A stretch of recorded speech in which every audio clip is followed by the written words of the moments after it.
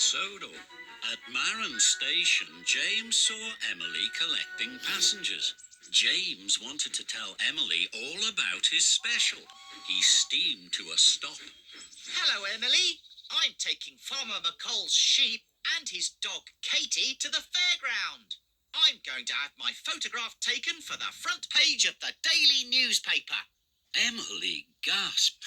Oh my, James, how grand! Will Katie and Farmer McColl's sheep be in the photograph too? They might be. In the background. Then there was trouble. The sheep pushed open the unlocked trailer gate. They clattered onto the platform. Watch out, James! The sheep are running away! Cinders and ashes! Come back here! Stop! But the sheep weren't listening to James. They didn't want to go back in the trailer. Katie barked. James was stern. No, Katie. You must stay clean in the cab. I will find the sheep. And James steamed slowly forwards until he saw the sheep munching grass at the end of a field.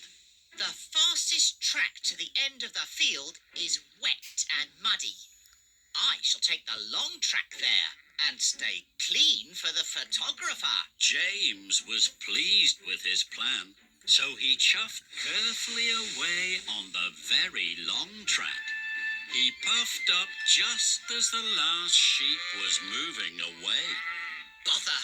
Katie barked. James snorted. No, Katie, you must stay clean. I have another good idea. We will take the long, dry track to find the sheep. James huffed to a halt by a field. The sheep were chewing the grass. Katie was happy to see her sheep. She barked and barked. James smiled. Well done, Katie. My plan is working. When you bark, the sheep will come to you in my cab. All I have to do is wait and be clean. Soon all the sheep had gathered by James. Katie stopped barking. Hurrah for me! James was so pleased with himself, he let out the loudest and longest whistle ever. The sheep jumped in surprise. They ran and they raced away right through the mud in the field. Fenders and fireboxes. This is a disaster.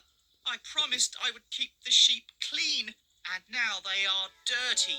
I promised to take them to the fair, and now they're running away. I wanted to have my photograph on the front page of the Sodor newspaper, and now no one will want my photograph. James sighed. Then he heard a rattle on the track. It was Thomas and Percy. Hello, James. We're off to the fair. Farmer McColl is waiting for you there. He is very excited to see his sheep in the show. And Thomas and Percy whooshed away. Farmer McColl is waiting for me to bring Katie and his sheep. I cannot let him down. It doesn't matter if we're dirty. We have to be there.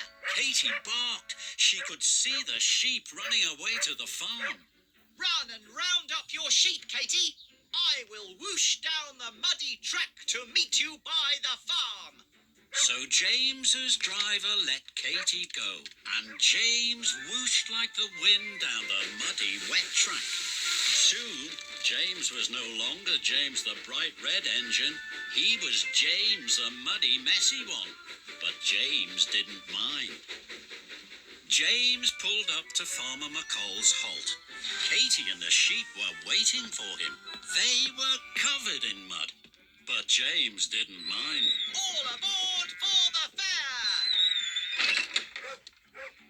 Now I will whoosh like the wind down the fast, flat and wet track. At last, James arrived at the fairground. He was covered in mud from fender to footplate. James, whatever has happened to you? Oh my, how splendid! A hard-working engine with his sheep and sheepdog straight from the fields. That's the photograph I need for the front page.